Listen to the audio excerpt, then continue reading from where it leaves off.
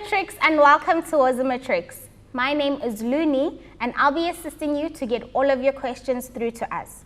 Today we're doing your exam prep to help you with economics. All you need to do to send your questions and comments through is follow Matrix on all of our social media pages and hit us up on our WhatsApp line. The details are on the screen. We've got an assessment for you guys today, so please download the 2Enable app for free on your app store. As always, guys, I've got a cool competition going on for you, so do stay tuned to get all of those details. I'm not alone. Today I've got Keta, our favorite sign language interpreter, as well as Tando, my awesome teacher. Thank you so much, guys, and over to you. Thank you, Luni. Good day, boys and girls. Like Lunia said, my name is Tando. I'm going to be taking you guys through exam practice as you guys are preparing for your exams.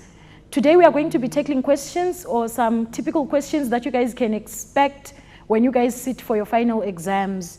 As Lunia has already said, guys, go and download the app and do the questions that have been uploaded there. Before the end of the session, I'm going to give you guys a guide and try and attempt some of the questions that are on the app with you guys. Let's go straight into the questions that we're going to be doing today. Right? An example of a question that you guys can find on the app is if the national income increases by 200 million as a result of an investment of 50 million, what is the value of the multiplier? These are some of the typical questions that you guys can find in your final exam. Remember, guys, the multiplier question is one of the hot questions that you guys can expect to find in your final exam. Right, so go ahead and tackle this one. I'm going to look at it again before we end the session. Let's move straight to the questions. I'm going to start with questions on our matching column. Right, this is our matching column. I said earlier on when we did a presentation on exam prep that column B is where you find the description, and then column A, that's where you find the terminology. I encourage you boys and girls to read column B first, and then you go look for the answer in column A. For example, let's look at our first one. Right, it says the portion of an increase in income that is not consumed. The portion of an increase in income that is not consumed. The answer at the back of my mind is this is the marginal propensity to save. Right, let's look at column A. Right, my column A goes to the next slide. The answer there is marginal propensity to save 1.25. Then I'll write my 1.25 A there. Right, let's go back and look at the second question. It says exogenous factors influencing business cycles. Exogenous factors influencing business cycles. Typically, when you get such a question in 1.2.1, you would need to get examples of an exogenous factor. For example, our political factors, weather patterns, etc., etc. Remember, exogenous factors, these are things outside the economy. So let's look for an example. Right, we have demerit goods, we have got open market, we have got depreciation. Let's go back. We have got deregulation, special drawing rights, and Phillips curve. So guys, there is always that one question or that one description that does not have an answer in column A. There is always an extra one that can sometimes confuse you. So let's leave that one and go to the next one. It says illustrates the relationship between unemployment and inflation. Illustrates the relationship between unemployment and inflation. There, guys, is our Phillips curve. Let's look for Phillips curve. Our 1.24 is Phillips curve. So the answer there is C. The answer there is C. Let's continue. It says harmful goods, for example, cigarettes. These are demerit goods. So we are looking for demerit goods there from our responses in column A. Demerit goods is 1.26. So 1.26 is our D there. Right, we are continuing. Let's go back. It says a financial instrument distributed among member countries of the International Monetary Fund or the IMF to access funds. A financial instrument that is distributed among member countries of the IMF to access fund.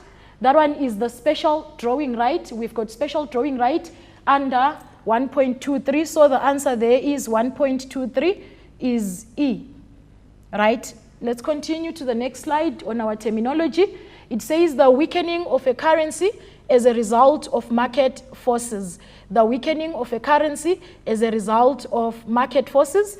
We are all aware, boys and girls, that when a currency weakens as a result of market forces there, the answer is depreciation. So we are looking for depreciation there. So 1.28 is our depreciation. So the answer is F there, right? We are continuing. It's G now. The removal of rules and laws or any bylaws by the government.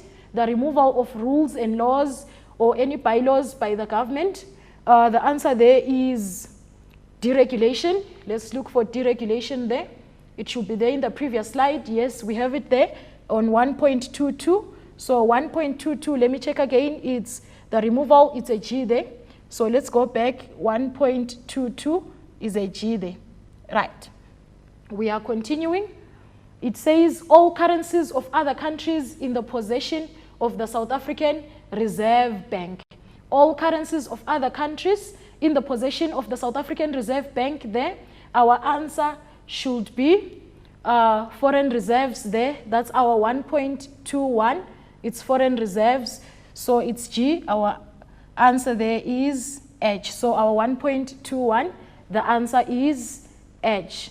Right? We are continuing to the last one. It says an economy that is open to foreign trade. An economy that is open to foreign trade. The answer is I, which is our open economy. The answer is I there, which is our open economy. As you can see, guys, all our options have been catered for. Let's check again. 1.21, it's H. 1.22 is a G there. Special drawing rights, which is 1.23, is E. Phillips curve is C. Right? Marginal propensity is A. Demerit goods D. And then open economy I. And then depreciation F. In the event that in the exam you are not really sure of one of the options there, typically you are going to be left with two options that need to match that one that you are not sure of. So I encourage you guys that when you are left, normally it's now a jiggle kind of effect. The answers are just going to fit into normally the last one. You'll find that the last two options that you have, they typically discuss or they describe a similar concept. So then it's now an issue of matching the one that you are not sure of. Please don't leave this section unanswered. It's one of the easy sections because you are given the questions and you are also given the answers to that one. Thank you. I will see you guys in the next segment where we are going to tackle question 2. I'm handing over to Luni. Thank you, Tando. Guys, we are going to take a quick break. Don't forget to do the assessment on the 2Enable app, and we'll see you straight after this.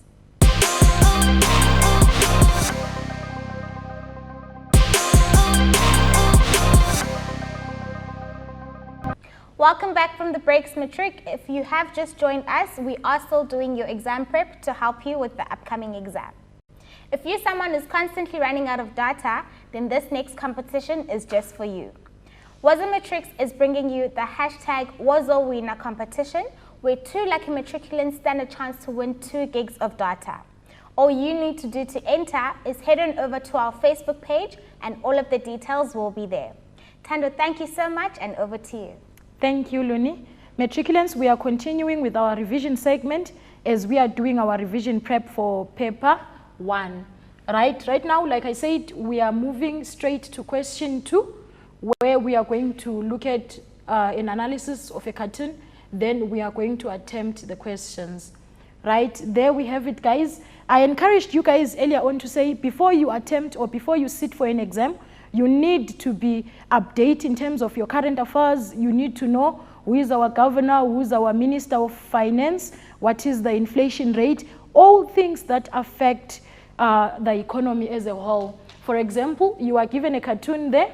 We have got Mr. Tito Mboweni there. It says ESCOM budget 2019.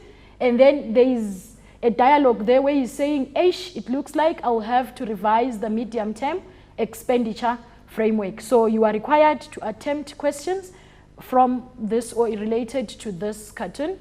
Let's look at our questions. So it says, our first question, it says, name any one state-owned enterprise in the country. right? Remember I said, guys, the marks that you get per question, they guide you in terms of how you should approach the question. For example, this one says 1, and it's typically a 1-mark question there. So you need to recall and you need to remember the state-owned enterprises there, right? Let's look at the solutions there. We have got our Eskom, we have got Transnet, we have got Post Office, we have got South African Airways, South African Express, and we also have Denel there. So please don't list more than 1, as the examiner is only going to mark the 1. So you'll get a mark there for listing any one of those there, right? That was the first question. Let's go to the next question. It says, what is the current VAT rate in South Africa? What is the current VAT rate in South Africa? Again, guys, like I've already said to you guys, I encourage you guys to be abreast with your current affairs. As you can see that typically this is a recall question. It's not something that is related to the cartoon or something that you can take straight from the cartoon. So as you are all aware, our VAT was increased recently. You need to know what it was before, and you need to be aware of what it is now. Here is a typical question that needs you to recall there. Right, what is our VAT rate currently? Boys and girls, this is 1 mark that you cannot miss in the exam. Our VAT rate is 15% there. There is our answer. It's 15% there. Not only do I encourage you guys to know about our tax policy or our fiscal policy, but you also need to be able to link it to the effect it can have to our consumers, to the government, etc., etc.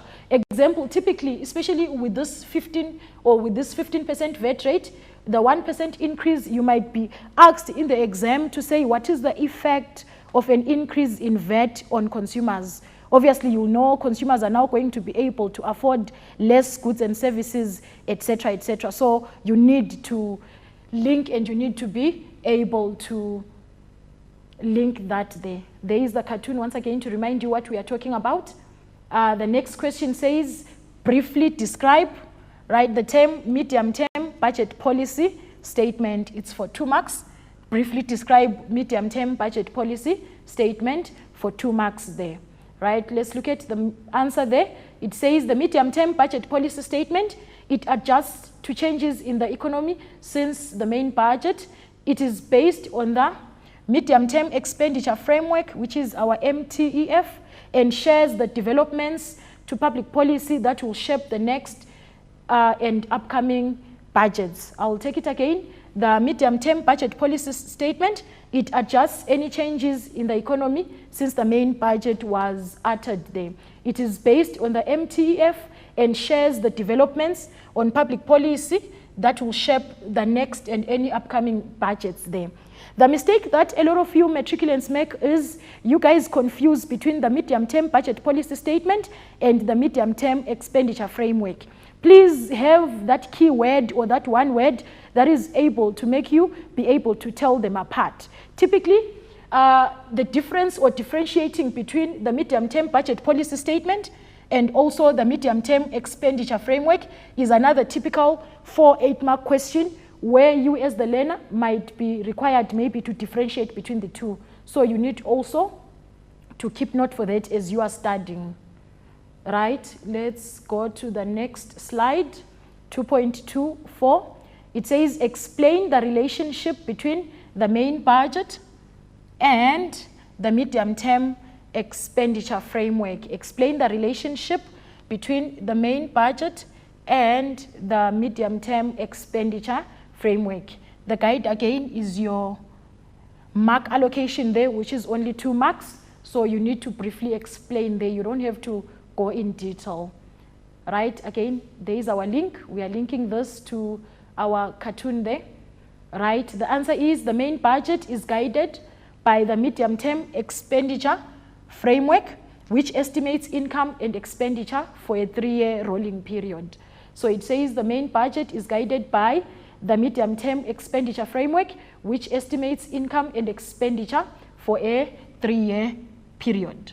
So basically what they've done here, or what I've done here, is I've simply explained to you what the MTEF is, or the medium-term expenditure framework there. It's a policy or it's a budget that estimates the income and expenditure for a 3-year period. Remember, boys and girls, in any part of the question paper, in section B and section C, you can use acronyms and abbreviations.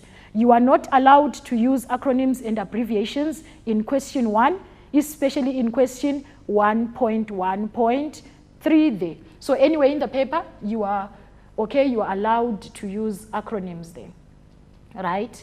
We are moving right along. Let's look at question 2.2.5.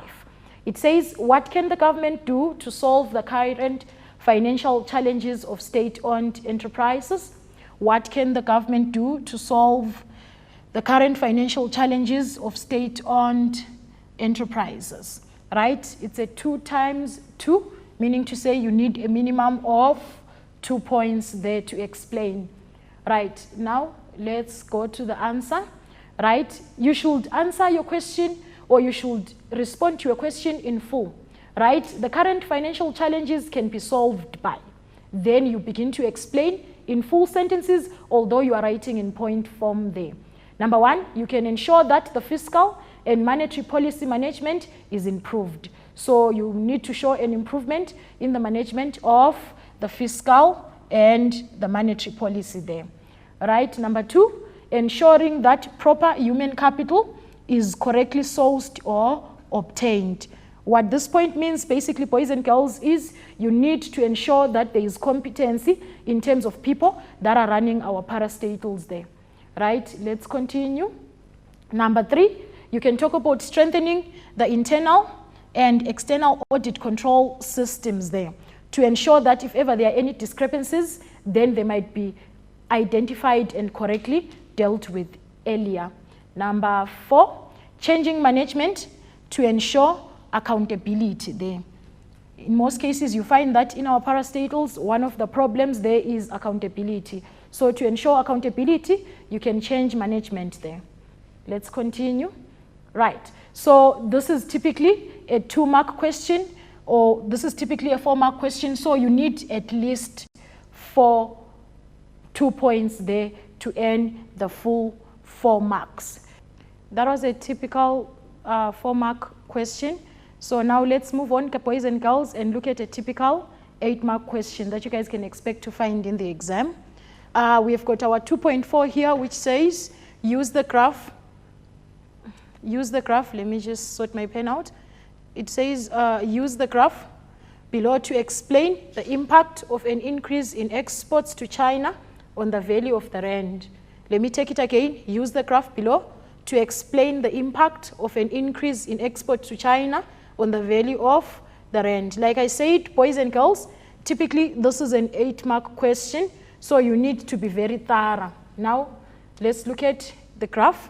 Right, we have got our graph there which says the price of the yen in terms of the South African rand. So we have got our, and then we look at the quantity of the Chinese yen there. Right, so boys and girls, initially our initial equilibrium, E1 there, or E, let's call that E. Our initial equilibrium E there was when the yen, it went for 1 yen as to 2 rands at a quantity of 100 there. So it was 2 rands at a quantity of 100 there. Now, there was an increase in the supply of the yen from S to S1 there, as you can see, and our demand remained the same. Now, the value of the yen has gone down from 1 yen as to 2 rand to about 1 yen as to 1 rand 40 there. Now, our quantity has gone up there. Before we can attempt that question, boys and girls, what I need you guys to understand and what I need you guys to remember in the exam is, as one currency appreciates against another, it means the other is depreciating there. For example, as you guys can see, right, our yen is depreciating against the rand there. Initially, we needed 2 rands to buy 1 yen. Now we only need 1 rand 40 to buy 1 yen. So what it means is, the rand has gained value, the rand has appreciated against the yen there. So even in your explanation, you need also to show that you've got an understanding of the concept, to say that as one currency is appreciating against another, the other is depreciating there. Again, use the words depreciate and appreciate there to show that you understand that what's causing the decrease in the value of the currency, it's forces of demand and supply there. So you use words like depreciate and appreciate there. The mistake that a lot of you make is you begin to explain revaluation and devaluation of currencies in such a question as this. Remember, revaluation, when our currencies revalue, these are deliberate measures, and when a currency devalues there, again, those are deliberate measures. So revaluation, devaluation there, those are deliberate measures. And appreciation and depreciation there, it is due to forces of demand and supply. Right, so let's go back to the question again. It said, use the graph below to explain the impact of an increase in exports to China on the value of the rand. Now, let's look at our responses there. It says an increase in the South African exports or in South African exports to China will shift the supply curve to the right, causing an increase in the demand for the rand there. Let's go back to our diagram. Right, so what happens is the supply of the yen there has increased from S to S1 there, from a quantity of 100 to a quantity of 150. Typically, these are easy questions because what you are simply writing there or what you are simply explaining there is what you guys can see in the graph there. Our quantity or our supply of the yen has increased from 100 to 150 there. Now let's look at the second point. Now you need to explain to say this will lead to an increase in the quantity supplied of the yen from 100 units to about 150 units there. So you are getting 2 marks for the first explanation, another 2 marks for the second explanation. It's a typical 8-mark question, so you need 2 more explanations there. So let's continue. There is our graph once again to remind those probably you're just joining us to say we are explaining the impact on the yen of an increase in exports to China there, right? So what is happening? Can you see that the quantity of the yen has increased and the value of the yen has decreased there? So let's continue. The value of the yen will depreciate. Remember I said very important, the use of the word depreciate and appreciate. The value of the yen will depreciate from 2 rands to about 1 rand 40. Right, as the value of the yen is depreciating, what it means is the value of the rand is appreciating there. So the rand is gaining against the yen there. That's another 2 marks there. Right, let's continue.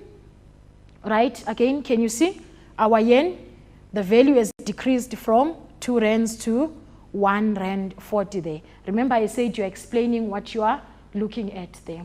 Right, the situation is to be well managed because in the long term, our appreciated currency will make our products unaffordable and exports might decline. Boys and girls, this is very important. So you need to be able to explain, to say as much as we might appreciate that the rand is gaining value against the yen, however, this will make our exports to other countries more expensive, as now people buying our goods are going to require more of their currency to be able to buy the rand, a situation that we might find unfavorable there as we need to promote exports to other countries there. Right, let's move on again. This is another 2-mark question there. The value of the rand has increased in terms of the yen. You are continuing to explain that effect there. That's another 2 marks there. Ideally, you might need to stop here, but I'm just going to give you some also possible answers or possible explanations to that there. Right.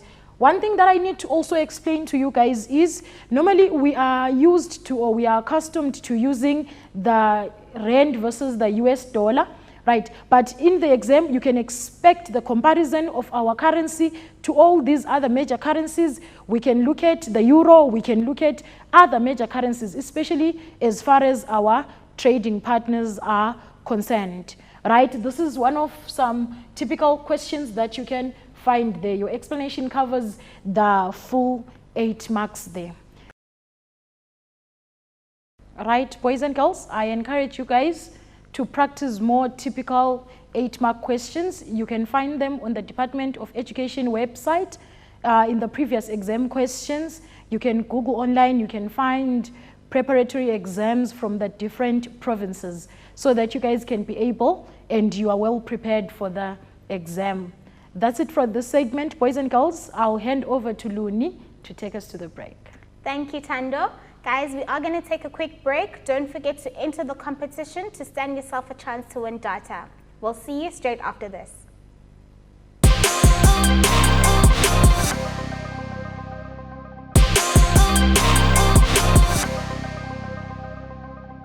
Welcome back from the break, Matrix. We are still doing your exam prep to help you for the upcoming exams. Thank you so much, Tando, and over to you. Thank you, Luni. Boys and girls, like I had said earlier on during the start of this segment, right, I encourage you boys and girls to go and do the multiple choice questions on the app. And thank you so much to all those that have managed to do it and that have given me the responses, right? The response was very overwhelming, and I'm just going to sort of like look at one of the questions with you guys. Question 1.11 had said, if the national income increases by 200 million as a result of an investment of 50 million, what is the value of the multiplier? Right? This is one question where we got some confusing answers from you guys. So I'm going to do it again with you guys. I'll take it again. It says, if the national income increases by 200 million as a result of an investment of 50 million, what is the value of the multiplier there? Right, so guys, our multiplier, it's our income y over our investment I there. So we are going to say y over I there, which is, it's k, our multiplier there. It's y over I there, which is going to give us 200 million divided by our initial investment of 50 million. Take out your calculators, boys and girls. If you divide there, you say 200 divided by 50, you are going to get an answer of 4 there. So our multiplier is going to be 4 there. Remember what our multiplier is by definition. It measures how a small change in investment results in a bigger change in our aggregate income. So you need to show that in a particular economy, right, if you were to increase your investment by a particular amount, what is the resultant in the economy? What's going to happen in our economy? What are we going to record on our GDP there? So we are going to record a bigger income. So it multiplies whatever investment we increased by 4 there. So our answer is B for that segment. Our answer is a B there. Right, guys? The multiplier question is one of those hot questions that you can expect to answer in the exam. So you need to be able to calculate the multiplier in both scenarios when you are using the Keynesian model and also when you are using the example there, when you are given the example there, right? So our formula for K, remember, it's K is equals to 1 over 1 minus MP C, which is our marginal propensity to consume there, or you can use the other formula, K is equals to 1 over MPS there, right? It's important, boys and girls, that you use the formula, show you're working in the calculation. And again, if you are inputting your figures into the calculator, remember to put brackets, because the mistake that a lot of you boys and girls make is if you don't put the brackets, especially in your subtraction in the denominator there, most of you guys end up finding or getting an incorrect answer. Remember to put your 1 minus MPC in brackets there. Again, the other method is to use the Keynesian model. If you are given the Keynesian diagram, so you will calculate your multiplier K as K is equals to, remember our small triangle is change in AE over change in investment, which is J there. So it's changed, this is a J, right? Let me write it properly. Right, over the change in J there. Right, so it's change in AE over change in J there. So remember, whichever method you are given in the exam, you need to practice and you need to be comfortable with it. Tando, we've got a question from our WhatsApp line, so I think we should go straight to that so that you can help answer. Okay, let's look at the question that Luni just got. Could you please give me some examples of some essay questions I could expect? Thank you for that question to the grade 12 learner who's asked the question on some possible essay questions that they can expect in the exam. This is very important, guys, as you are sitting for your exam, to be able to know and to identify what typical question you can find. I hope wherever you are, you've got a copy of the exam guide and you know what essays you can expect. Because from the exam guide that we were given, the 2017 version, it says, wherever it says discuss in detail, that is a typical essay question. Wherever there is a question that says discuss in detail, that is an essay question. Now, let me just go through them quickly with you, boys and girls, some typical essay questions that you can expect to find in the exam, right? The first essay that I'm going to look at, it says discuss the role of various markets in the circular flow without the use of a graph. Discuss the role of various markets in the circular flow without the use of a diagram, right? So when a question says without the use of a diagram, you don't have to draw.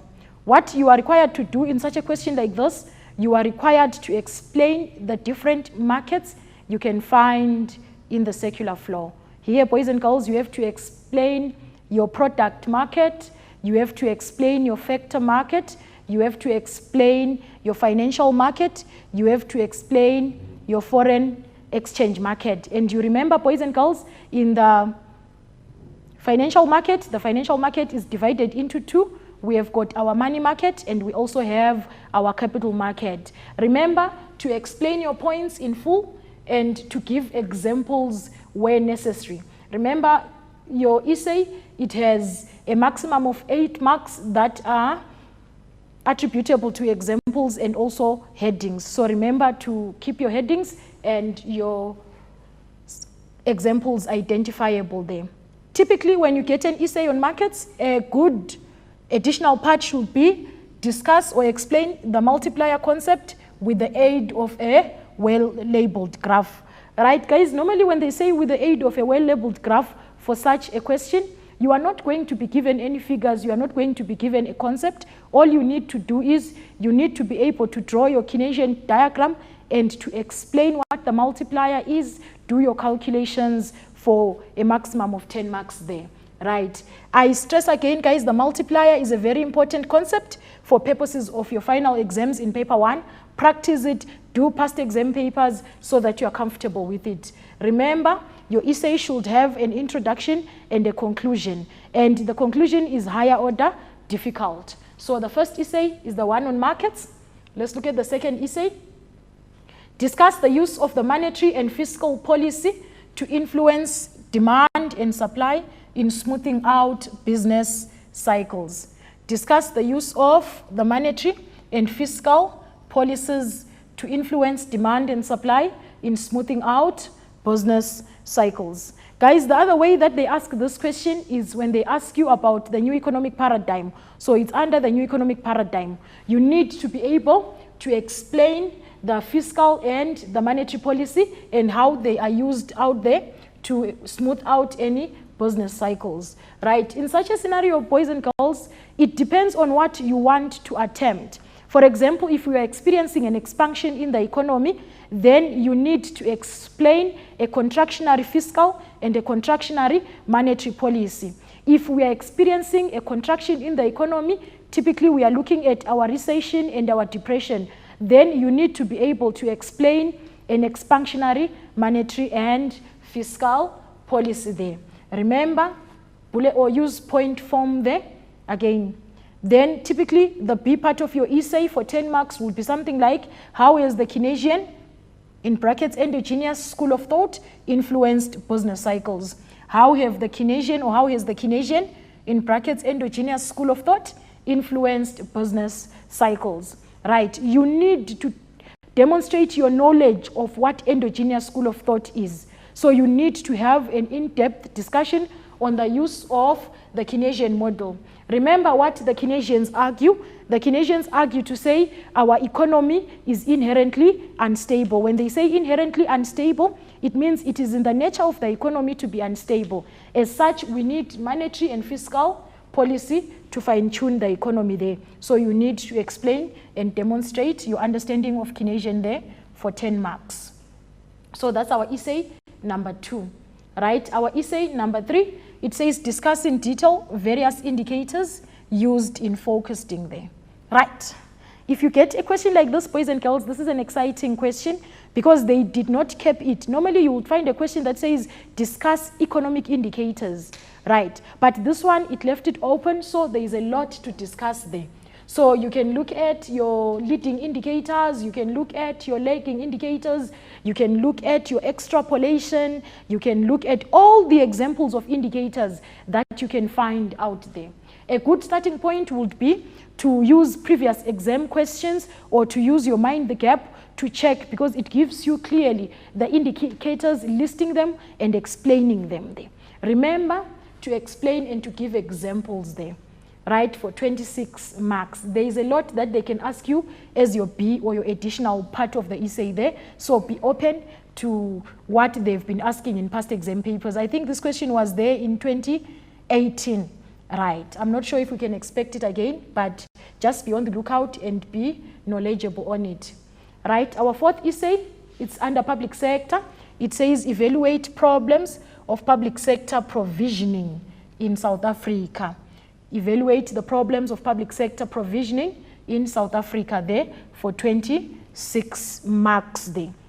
So when you get again a question like this, Mind the Gap gives you a song on how to attempt this one. It's your always eat apples, pears, peaches and pineapples. You remember the song. I'm sure your teachers have actually shown you guys the acronyms to this one. So you're talking about your accountability, your efficiency, your parastatals, etc., etc. So like I said, there's an acronym for this in Mind the Gap. Boys and girls, I encourage you guys, for purposes of your essays, I encourage you to find a way, a suitable or a comfortable method of remembering. Some sing their essays, others do acronyms, etc., etc. Whatever helps you remember. Remember, an essay is an important part of your exam, so you need to be very comfortable. Find a way of remembering an essay in the exam. One of them is or might be there in the final exam.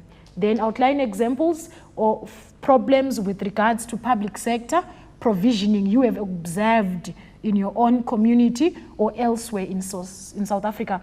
So typically, this is a question that requires you to sort of like link what is happening in our economy to what we learn at school. So you can even give an example of things that you have observed in your community. You can talk about corruption, you can talk about bureaucracy, where sometimes people are hell-bent or the service providers are hell-bent on following rules and other things instead of giving the service there. So whatever you have observed in your community, as long as you are able to back it up with examples, your answer, or you might be safe with your answer there, as long as it's something that you have observed in your community.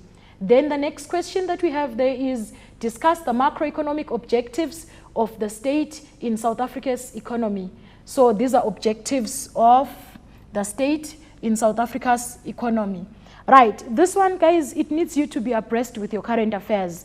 We are looking at things like our full employment, we are looking at economic growth, we are looking at price stability. So you would find that when you are now explaining price stability in an essay like this, you need to quote what is currently happening in the economy. State what is our inflation target, 3 to 6%. What is our current inflation rate? So you need to quote, our inflation is currently sitting at this, our target is currently sitting at this. Are we within the target or we are outside the target? So you need to be able to explain that there.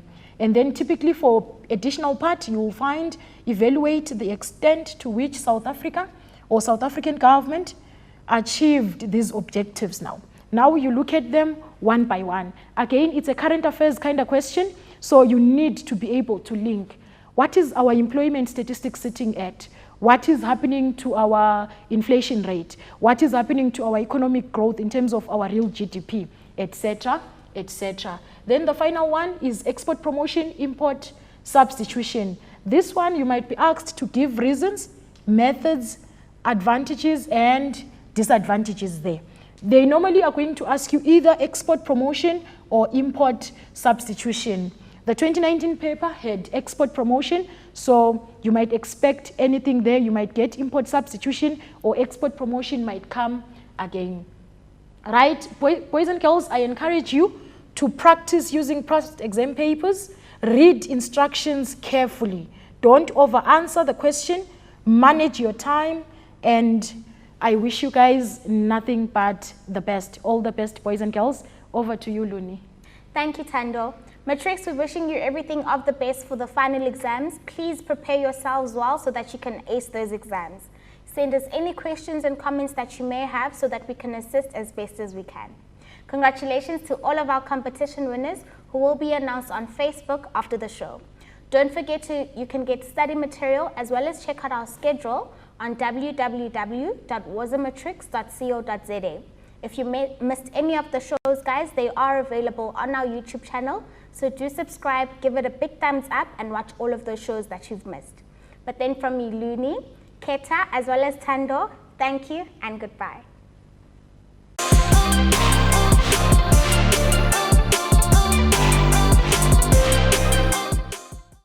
Siyabangena, Wazamatrix is back and better than ever, with catch-up lessons, revision and learning support on more platforms than ever before. There are great support materials on the DBE Cloud. Find us on television and revise 10 subjects. And if you miss something, relax, Ntwana. Go to our YouTube channel or DSTV catch-up.